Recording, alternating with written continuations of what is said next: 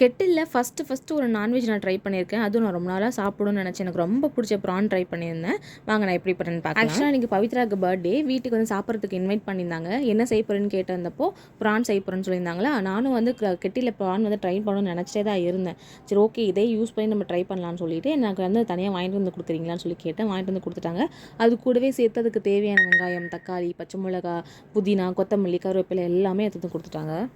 PRAN கைக்கு வந்த கையோட எங்கள் அம்மாவுக்கு வீடியோ கால் பண்ணி காட்டினேன், இந்த மாதிரி நான் ப்ரான் சாப்பிட போகிறேன்னு சொல்லிட்டு. பிகாஸ் அவங்க நான் தெரியப்படுத்தணும், நான் அன்றைக்கி நல்ல சாப்பாடு சாப்பிட போகிறேன்ட்டு அவங்க சந்தோஷப்படுவாங்க இதெல்லாம் தெரிஞ்சுக்கிட்டா. மனசுக்குள்ளே வந்து லைட்டாக ஒரு பயம் இருந்துகிட்டே இருந்துச்சு. ஃபஸ்ட் டைம் வந்து கெட்டில் வந்து இந்த மாதிரி ஒரு நான்வெஜ் ட்ரை பண்ணுறோமே, எப்படி வரும்னு தெரியலையே அப்படின்னு சொல்லிட்டு.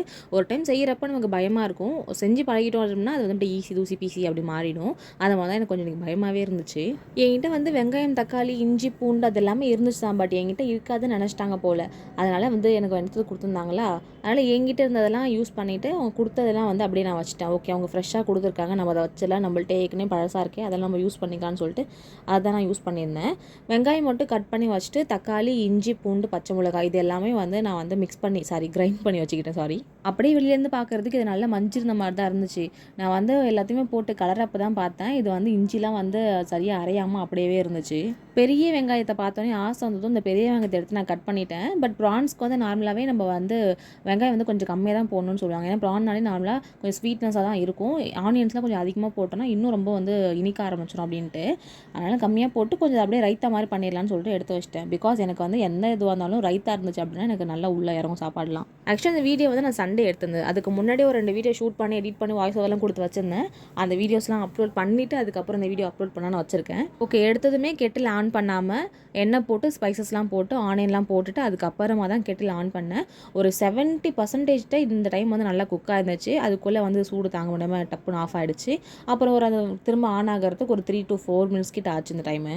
70% குக் ஆனது போதும்னு சொல்லிட்டு நான் வந்து அரைச்சி வச்சுருந்தோம் பார்த்தீங்களா, அது எல்லாமே நான் வந்து இதில் போட்டு ஆட் பண்ணிட்டேன். பச்சை வாசம் போகிற அளவுக்கு லைட்டாக தண்ணி ஊற்றி அதை அப்படியே மிக்ஸ் பண்ணிட்டு இருந்தேன். பிகாஸ் கொஞ்சம் திக்காக ஆனிச்சு அப்படின்னாலே கெட்டில் வந்து அடியில் வந்து அடி பிடிக்க ஆரம்பிச்சிடும். அப்புறம் அவ்வளோதான், மொத்தமாக வீணாக போயிடும் இல்லையா. அதனால் கொஞ்சமாக தண்ணி ஊற்றி நல்லா கொதிக்க வச்சுட்டு அதுக்கப்புறம் கொஞ்சம் நேரத்துலேயே வந்து நான் ப்ரான் போட்டுட்டேன். சில டிஷ்லாம் நான் வந்து பண்ணிட்டு இருக்கிறப்ப வந்து பார்த்தீங்கன்னா டேஸ்ட் பண்ணி பார்ப்பேன். அப்போ வந்து டேஸ்ட் சுமாராக இருக்கும். அதுக்கப்புறம் ஃபுல்லாக முடிச்சதுக்கப்புறம் சாப்பிட்றப்போ டேஸ்ட் வந்து நல்லாயிருக்கும். ஆனால் இது வந்து குக் ஆகிட்டு இருக்கிறப்ப எனக்கு வந்து தெரிஞ்சு போச்சு, இது வந்து டாப் நாச்சாக வந்துடும் அப்படின்னு சொல்லிட்டு செம்ம வாசனை. நான் வந்து ஒரு உட்காரவே நான் இல்லை, கட்டில் சுத்தமாக நான் உட்காரல.